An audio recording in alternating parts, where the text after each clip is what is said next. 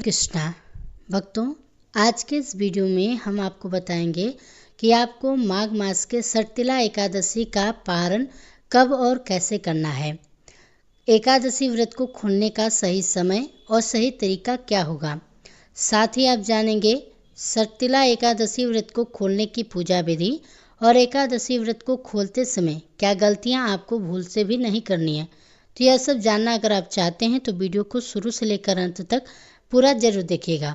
देखिए, साल में आने वाली सबसे बड़ी और ख़ास एकादशियों में से एक है सटतिला एकादशी, क्योंकि सटतिला एकादशी सट और तिला शब्दों से मिलकर बना है, जिसका अर्थ है 6 तिल। इस दिन 6 तिल के 6 प्रकार के प्रयोग करने का विधान है, इसलिए इसे सटतिला एकादशी कहते हैं। इस एकादशी का व्रत करने से पूर्व जन्म के पाप नष्ट होते हैं, दरिद्रता, रोग, मानसिक कष्ट दूर होते हैं और भगवान श्री हरि विष्णु की विशेष कृपा प्राप्त होती है। कहा जाता है कि सटतिला एकादशी का व्रत करने वाला व्यक्ति वैकुंठ को प्राप्त करता है। इस दिन तिल से जुड़ी हुई चीज़ें जैसे कि तिल के तेल, तिल के दान, तिल से स्नान, तिल के भोजन का विशेष महत्व है। इससे न केवल पाप नष्ट होते हैं बल्कि मनोकामनाएं पूर्ण होती है और विष्णु जी की कृपा प्राप्त होती है। इस बार मकर संक्रांति के दिन पड़ने से यह एकादशी और भी विशेष फलदायी बन गई है। इस बार सटतिला एकादशी का व्रत भक्तों के द्वारा 14 जनवरी को मकर संक्रांति के दिन रखा गया है। इस सटतिला एकादशी का व्रत खोलने के लिए एकादशी तिथि का समाप्त होना आवश्यक है।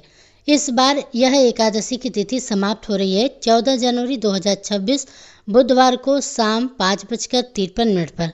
लेकिन सिर्फ एकादशी की तिथि खत्म होने पर ही एकादशी का व्रत नहीं खोलना चाहिए, क्योंकि एकादशी के बाद चलने वाले हरिवासर के समय भी सटतिला एकादशी का व्रत नहीं खोलना चाहिए।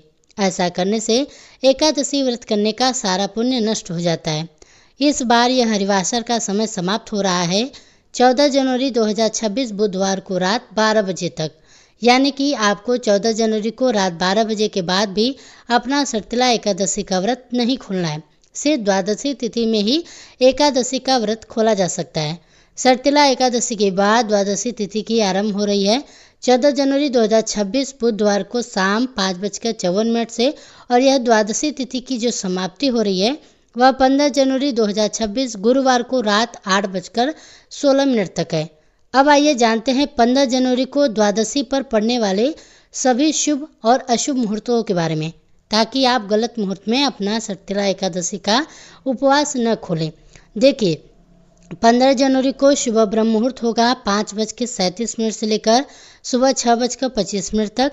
सूर्योदय होगा सुबह 7:14 पर। सूर्यास्त होगा शाम 5:57 पर। इस दिन प्रातःकाल की पूजा का जो शुभ मुहूर्त है सुबह 5:54 से लेकर सुबह 7:15 तक रहेगा। सायंकाल की पूजा का शुभ मुहूर्त है शाम 5:46 से लेकर 7:07 तक। और इस दिन मकर संक्रांति की पूजा का जो खास वृद्धि योग है रात 8:37 तक रहेगा। साथ ही इस दिन राहु काल दोपहर 1:30 से शुरू होकर 3 बजे तक रहने वाला है। इस अशुभ राहु काल में भी अपना सटतिला एकादशी का व्रत ना खोलें और ना ही पारण की पूजा करें, वरना आपका एकादशी व्रत का असफल हो जाएगा। आइए अब जानते हैं सटतिला एकादशी व्रत को खोलने का शुभ समय और शुभ मुहूर्त। इस बार सटतिला एकादशी का व्रत 15 जनवरी 2026 दिन गुरुवार को सुबह 7:15 से लेकर सुबह 9:21 के बीच में खोला जाएगा। इसी तय शुभ मुहूर्त में अपना सटतिला एकादशी का व्रत खोलने से आपको इस एकादशी को व्रत करने का संपूर्ण फल श्री हरि विष्णु से प्राप्त होगा। आइए अब जानते हैं सटतिला एकादशी व्रत को खोलते समय यानी कि सटतिला एकादशी व्रत का पारण करने की पूरी पूजा विधि। देखिए, एकादशी व्रत का पारण करने से पहले यह ध्यान रखें कि मुहूर्त के हिसाब से द्वादशी तिथि शुरू हो चुकी हो। अगर द्वादशी तिथि सूर्योदय से पहले ही समाप्त हो गई है तो एकादशी व्रत का पारण सूर्योदय के बाद करें। इस बात का ख्याल रखें कि द्वादशी तिथि के अंदर ही पारण न करना पाप करने के समान होता है, इसलिए द्वादशी तिथि के शुभ मुहूर्त के अंतर्गत ही एकादशी व्रत का पारण करें, तभी आपको एकादशी व्रत का पुण्य फल मिलेगा। अन्यथा आपका एकादशी का जो व्रत है मान्य नहीं होगा। एकादशी व्रत का पारण सुबह यानी कि प्रातःकाल का ही होता है। व्रत करने वाले श्रद्धालुओं को माध्याह्न यानी कि शाम के दौरान व्रत को तोड़ने से बचना चाहिए। अगर किसी कारण से कोई प्रातः काल में पारण नहीं कर पाया है तो उसे फिर मध्याह्न यानी कि शाम के बाद ही एकादशी के व्रत का पारण करना चाहिए। एकादशी के अगले दिन सुबह जल्दी उठकर स्नान आदि से निवृत्त होकर तुलसी महारानी को फूल चढ़ाएं और उनकी आरती करें। आरती करके उनके 7 बार परिक्रमा करें। तुलसी देवी जी की रोज परिक्रमा करने वाले मनुष्य को कभी भी यमराज जी के दर्शन नहीं करने पड़ते। और अब विष्णु जी की पूजा के लिए तुलसी देवी के कुछ पत्ते ले लें। अब भगवान विष्णु को स्नान कराकर उन्हें पीले वस्त्र से श्रृंगार करें, उनको पीले फूल और तुलसी पत्र चढ़ाएं। फिर भगवान विष्णु की आरती करें और आरती करने के बाद जाने अनजाने में एकादशी व्रत के दौरान आपसे हुई सभी छोटी बड़ी गलतियों के लिए करुणामयी भगवान श्री हरि विष्णु से क्षमा मांगें। भगवान विष्णु से क्षमा मांगते हुए आपको यह मंत्र बोलना है, आहनम न जनामि विसर्जनम, पूजाम चव न जनामि, श्रमस्य परमेश्वरम, मंत्रहीनम क्रियाहीनम भक्तिहीनम जनार्दन, यत पूजयत मया देव परिपूर्ण तदस्तु। मैं इस मंत्र को अपनी पूजा खत्म होने के बाद आपको 7 बार बोलना चाहिए। इसके बाद भगवान विष्णु से यह एकादशी व्रत स्वीकार करने की प्रार्थना करें। आइए अब जानते हैं कि क्या खाकर आपको एकादशी व्रत को खोलना चाहिए। देखिए, द्वादशी के दिन भगवान विष्णु जी को घर पर सात्विक तरीके से बनाए गए पकवानों का ही भोग लगाएं। यह पकवान मीठे या नमकीन दोनों हो सकते हैं। यदि आप द्वादशी के दिन मीठे चावलों का भोग भगवान को अगर लगा सकें तो यह और भी अधिक शुभ होगा, क्योंकि द्वादशी के दिन पीले या मीठे चावल खाना बेहद ही शुभ माना जाता है। एकादशी के व्रत में चावल खाने पर रोक होती है, इसलिए द्वादशी व्रत को खोलते समय चावल खाकर ही व्रत खोलने का नियम है।